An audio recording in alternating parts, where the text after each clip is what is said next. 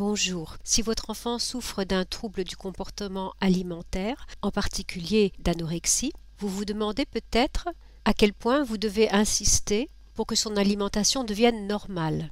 Donc votre fils ou votre fille a peut-être un régime très limité et a très peur de certains aliments. Donc que faire ?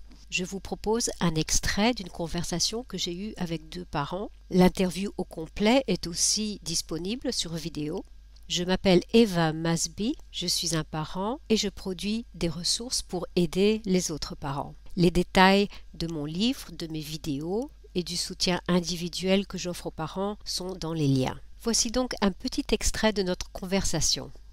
Et puis, ce fameux coach alimentaire qui est intervenu à ce moment-là, en étant tous ensemble, elle nous a dit « Mais vous arrêtez tout de suite ce que vous êtes en train de faire. Vous êtes en train de lui donner une alimentation tout à fait inhabituelle par peur qu'elle perde de poids, alors qu'on est là maintenant pour normaliser son alimentation. Donc, vous abandonnez tout ça, vous rentrez à la maison, vous faites du riz, du poisson, des légumes avec des fruits, et puis c'est comme ça. Et puis, le fait de aussi demander à notre fille de nous aider, que c'était un travail d'équipe et qu'on devait vraiment se reposer les uns sur les autres, ben finalement, ça a aidé aussi notre fille à ne pas nous mettre, nous, dans une position difficile par rapport à cette coach qui nous engueulait, entre guillemets, dans un fait de jeu. Voilà, tout était aussi joué un petit peu pour la faire réagir. Donc, un des éléments importants, c'était que vous la bousculiez. Elle était à l'aise à peu près avec les soupes et les liquides.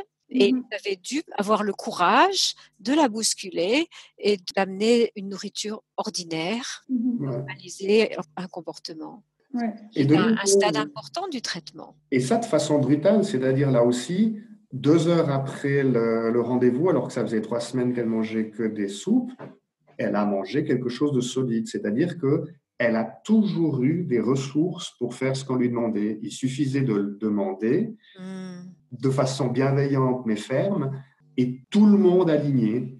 Elle a chaque fois eu les ressources de faire ce qu'on lui demandait, mais il fallait quand même la cadrer très très sérieusement pour y arriver. Et tu as dit bienveillante mais ferme. Et je veux montrer que c'est ça le principe que vous avez suivi. Quand on fait de la thérapie familiale, les gens pensent que ça veut dire qu'on va prendre son enfant et lui boucher les narines et forcer la nourriture dans sa bouche. Et c'est pas du tout ça. C'est vraiment apprendre aux parents les outils, les méthodes, les trucs pour arriver à ce que leur enfant mange.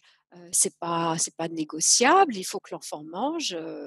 Mais on ne va pas les martyriser. S'ils ne mangent pas, c'est à l'hôpital avec une sonde. Mais à la maison, les parents font ça avec bienveillance, mais aussi très ferme. Là aussi, de façon spectaculaire, j'ai l'impression que c'était un soulagement pour notre fille, qu'on abandonne les soupes pour passer à quelque chose de varié et de normal, et que l'on soit intransigeant